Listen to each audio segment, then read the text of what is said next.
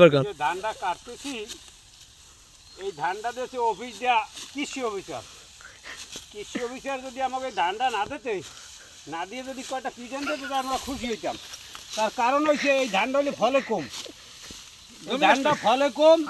কৃষি অফিসার আমাকে সার ঔষধ দেওয়ার কথা বলছে, এই ধান দিয়েছে এই ধানটা ফলন কম হয়েছে। আমরা যারা ধান কিনে লাগাইছি খেতে সেই ধানটা অন্তত 60 থেকে 70 মন কুড়াই পড়বে। আর এই যে কৃষি অফিসার যে ধানটা দিয়েছে এটা কুড়ায় 15 মন ধান হেতাও হইবে না।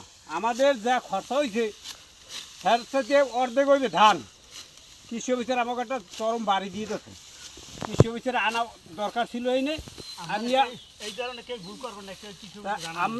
আমাকে যে কৃষি অফিসার যে ক্ষয়ক্ষতি করছে, আমি চাষিদেরকে বলছি যে কৃষি অফিসার যদি কোনো ধান খয়রাত দেয়, খয়রাত আল্লাহর রাস্তায়, এই ধান কেউ কিনবে না। হয়তো 400 টাকায় 1 কেজি ধানে বেশি যেতে পারে, 400 টাকা 1 কেজি ধান কিনে লাগাইবেন, তবুও খয়রাত আনতে যাইবেন না। এই 400 টাকায় 40,000 ঠারাইবেন। আপনি খয়রাতে ধান আনতে গেলে 40,000 কম পাইবেন, কুড়া বইতে 40,000 লস হইবে। এই অবস্থা। রৌদে কি কম জীবনটা যায় বাইরে ধান কাটতে কাটতে।